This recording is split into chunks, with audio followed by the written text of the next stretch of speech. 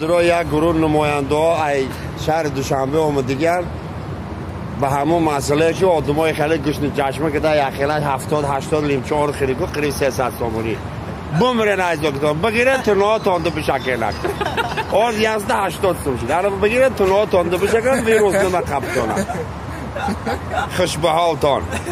навор сохта шудагии бо дастгирии сайти 1xbet дар инҷа коэффициентҳои зиёд ва бонусҳои гуногуна меёбем ки силкаш дар комментария.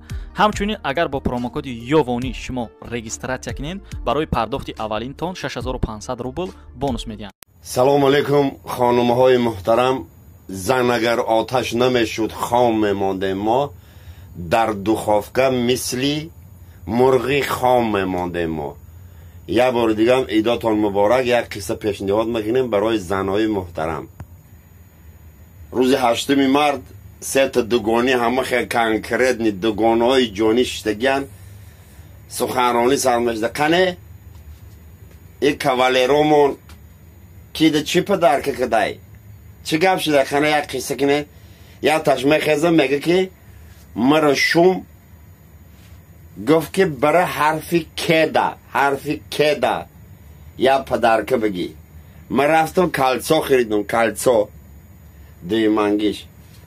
مرم شوم گفت که برای حرفی تدا یا پدرکه بخر حرفی تدا. خیر رفتم یا تلیفون خریدم آخی تلیفون یا تلیفون ها خریدم بارزه از حرفی تقتی های کو سه منگیش همه خشتگی گفته نصیبه تو چی خبزدی؟ ترا شد چه خیلی بوک بده گفت پدرکه بخر. مرا شون گفت که حرفی شده بخر. من رفتم شو بخریدم شبکه خریدم شپاشکی خریدم با شورالتی شربریستی خریدم. سربلند موجه خانوم های محترم.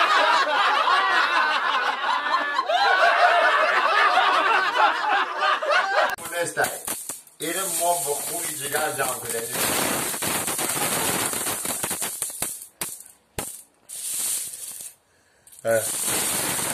همون دعوت اینه و دعوت چه